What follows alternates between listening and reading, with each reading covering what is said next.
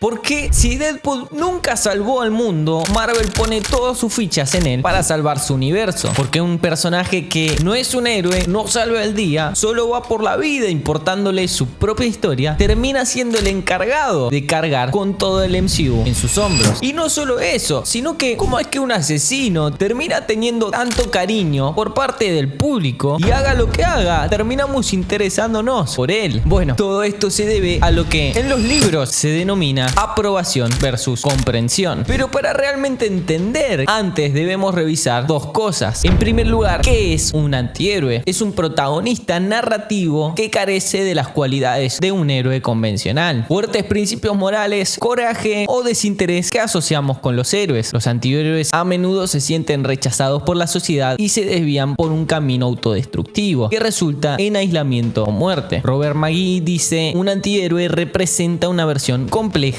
y realista del ser humano, alguien que lucha contra sus propias debilidades y defectos mientras busca su propio camino. Con el paso de los años, los personajes antihéroes se han convertido en uno de los tipos de protagonistas de historias más populares, tanto en televisión como Don Draper o Tony Soprano, como en el cine con Michael Corleone o Daniel Plainview. Y aquí es donde entra Deadpool. Su estreno en el año 2016 fue una bomba total, un gran éxito tanto crítico como comercial. Con un presupuesto relativamente modesto para una película de superhéroes, recaudó más de 780 millones de dólares en todo el mundo. El film se destacó por su clasificación R, su humor irreverente y la ruptura constante de la cuarta pared, lo que permitía a Deadpool hablar directamente con la audiencia. De igual manera, hay que recordar que la transición de Deadpool al cine fue un proceso largo y complicado. Ryan Reynolds había estado interesado en interpretar al personaje desde principios de los 2000 y finalmente lo consiguió en el papel de la película del 2009 X-Men Orígenes Wolverine. Sin embargo, la representación de Deadpool en esa película fue ampliamente criticada por los fans y los críticos por desviarse casi en su totalidad de la obra original. Por ejemplo, sellando la boca de Deadpool y otorgarle habilidades que no tenía incluso en los cómics, lo cual, lo primero de esto, resulta bastante gracioso porque la gracia de Deadpool es escucharlo hablar y tomarse todo en broma. ¿A quién se le ocurrió que sería una buena idea quitarle su gracia? A pesar del mal recibimiento, Ryan Reynolds no se dio por vencido. En 2014 se filtró una prueba conceptual de una película de Deadpool creada por Reynolds y los escritores Reed Reese y Paul Wernick junto con el director Tim Miller. El metraje recibió una respuesta abrumadoramente positiva de los fans, lo que llevó a 20th Century Fox a aprobar la producción de la película. Debemos recordar también el contexto del cine de superhéroes en 2016. Ese año el género estaba en pleno auge. El universo cinematográfico de Marvel se encontraba en su fase 3, consolidando cada vez más su obra con éxitos como Capitán América Civil War, mientras que DC también intentaba competir fuertemente con Batman vs Superman. Es este contexto tan espectacular que se estrena la primera película de Wade Wilson, compitiendo directamente con lo mejor de ambas potencias. El público no estaba experimentando cansancio con las narrativas de superhéroe como sí sucede hoy. Al contrario, estaba disfrutando como nunca antes lo había hecho. Y en este entramado es donde termina llegando algo fresco y diferente. Aquí es donde entra Deadpool. Pero teniendo en cuenta todo esto, ¿por qué es que funcionó tan bien? En primer lugar, la libertad creativa que tenía la película. Deadpool aprovechó al máximo su clasificación R, que permitió a los cineastas incluir violencia más gráfica, un humor un poco más vulgar y un lenguaje explícito. Esto era un soplo de aire fresco en comparación a las películas de superhéroes más familiares del MCU y de DC. No quiero decir que sea ni mejor ni peor, pero en medio de dos universos que estaban explotándose al máximo, 20th Century Fox decidió tomar un carril que nadie estaba tomando, dándole así la oportunidad de resaltar en medio de una batalla entre dos potencias. Esta libertad creativa permitió a los creadores ser fieles al tono y el estilo del personaje en los cómics, lo cual fue apreciado tanto por los fans más acérrimos como los fans más nuevos que no leían los cómics. Por otro lado, tenemos la ruptura de la cuarta pared. Una de las características más distintivas del personaje siempre fue su capacidad para romper esta pared y hablar directamente con la audiencia. Esto no solo es algo muy difícil de hacer en el cine sin que dé cringe, sino que además proporcionó momentos de humor y comentarios que creaban una conexión única entre el personaje y el público. Este recurso narrativo permitió que Deadpool se burlara clara de los clichés del género de superhéroes, lo cual resonó con una audiencia que estaba experimentando al máximo las fórmulas tradicionales. A su vez, Deadpool tenía un humor irreverente, humor negro y sarcástico. Fue un gran atractivo para muchos a ir a ver la película. La misma no se tomó a sí misma nada demasiado en serio, lo que, reitero, la hizo destacar entre las demás producciones de superhéroes del momento. Bromas constantes, comentarios irreverentes mantenían a la audiencia entretenida y proporcionaban un contraste refrescante con las historias más serias y dramáticas de los otros personajes de superhéroes. Pero más allá de todo el humor y de todas estas técnicas narrativas, Deadpool nunca dejó de ser un personaje complejo y relatable. Aunque Wade Wilson es conocido por su humor y violencia, también tiene una profundidad emocional significativa. Su lucha contra el cáncer, su desfiguración y su búsqueda de redención y venganza proporcionaban un trasfondo emocional que resuena con la audiencia. La actuación de Ryan Reynolds añadió capas de vulnerabilidad y carisma al personaje, haciendo que el público se preocupara por Deadpool a pesar de sus defectos y comportamientos cuestionables. Vos podrás decirme: flaco, Deadpool no es el primer antihéroe que vimos en el cine. Y tenés razón. Es más, hay otros antihéroes que son bastante distintos a él, lo que nos va a llevar a la aprobación versus comprensión. Pero para entender bien este punto, debemos entender qué tipo de antihéroe es Deadpool, porque como te decía antes, ha habido muchos antihéroes en el cine y varios son muy distintos a él. Debemos entender que hay tres tipos de antihéroes. El número uno es el antihéroe rechazado. Quizás el mejor ejemplo cinematográfico del antihéroe rechazado es Travis en Taxi Driver. Este film no es solo una de las mejores películas de Martin Scorsese, sino que es una historia magistral de un antihéroe en desacuerdo con una sociedad en decadencia. Travis, a pesar de sus características de antihéroe desconcertantes, se esfuerza por ser un héroe. Lo hace de tres maneras, todas de las cuales son nobles, pero están pervertidas hasta el punto de la criminalidad. Liberar a mujeres de la opresión, liberar al mundo de la inmundicia, morir como un mártir.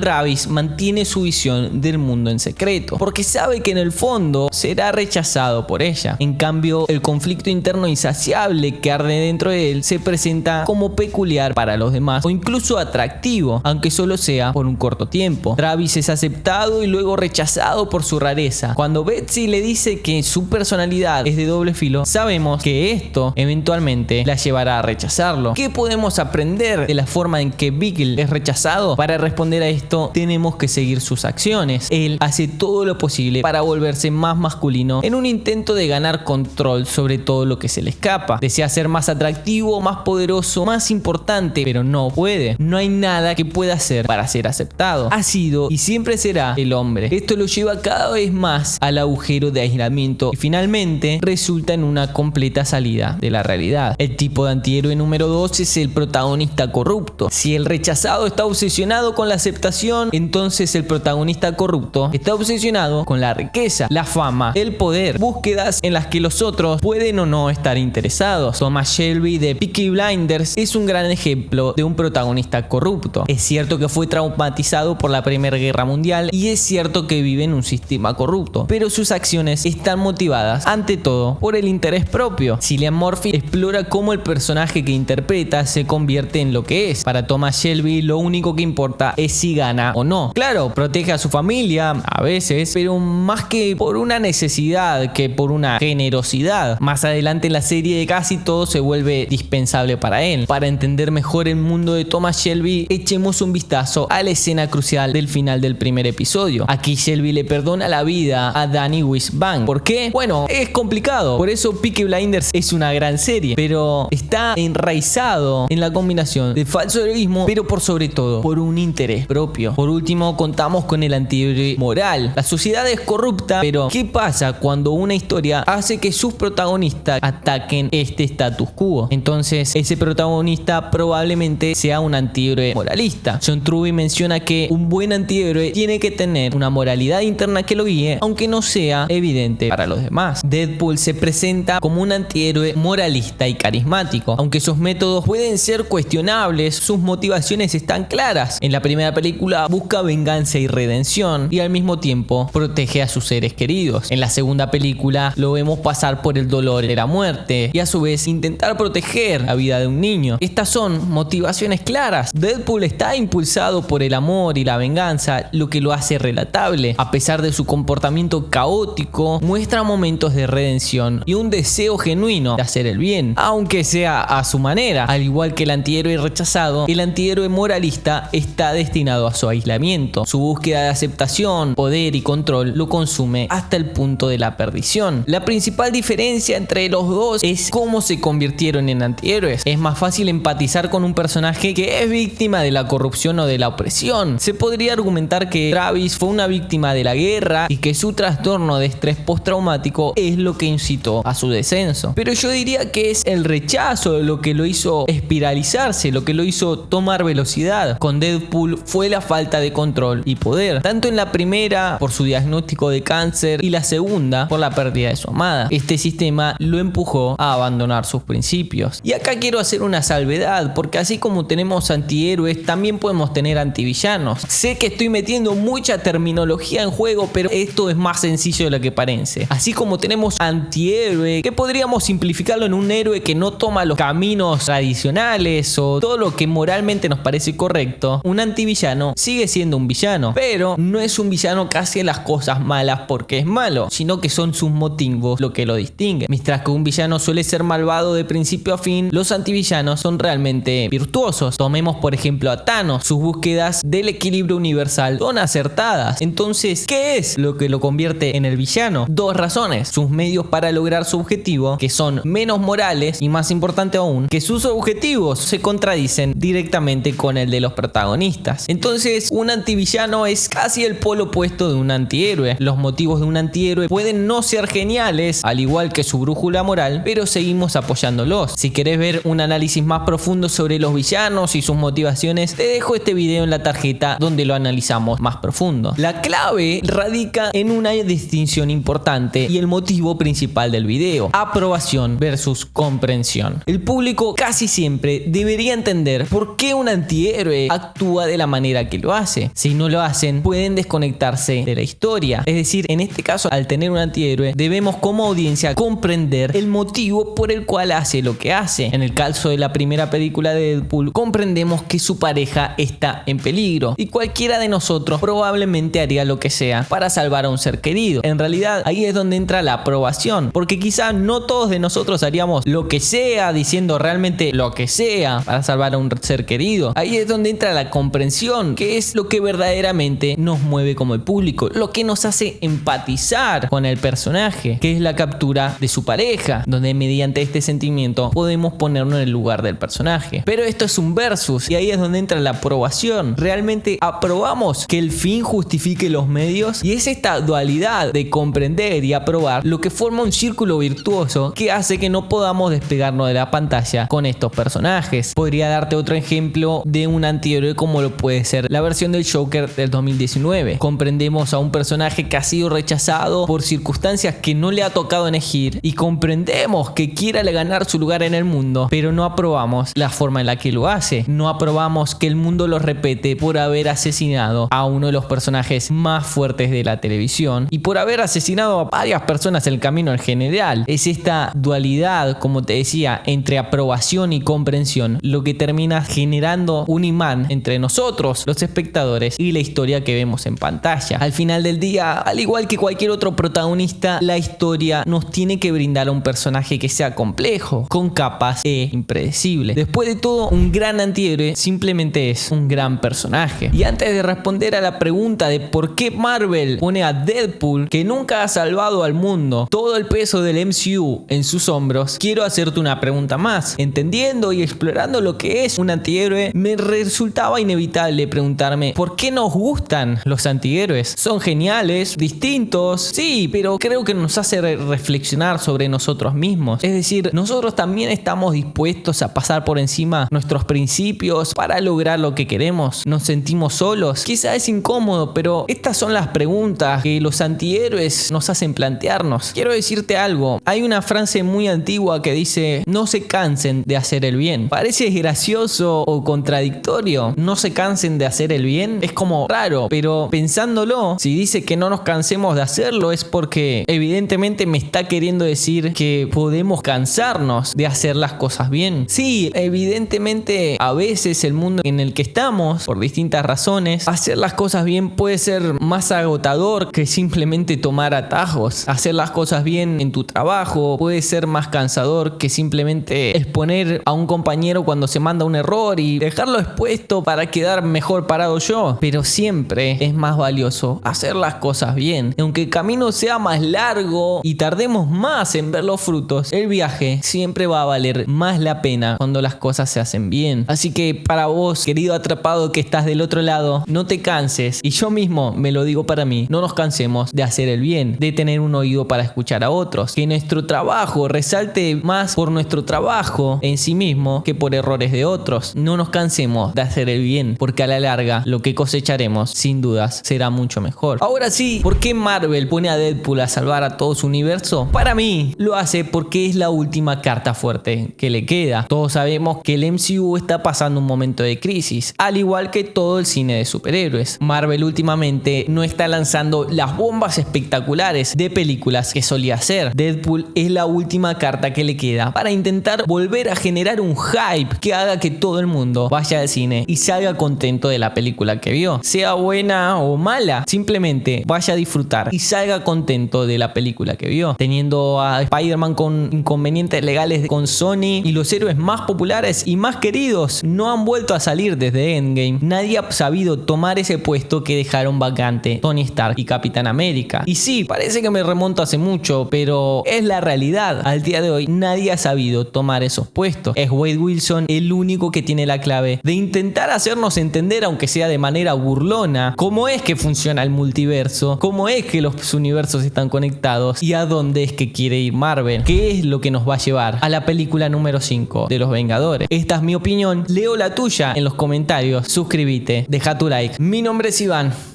y me atrapaste. Es cine.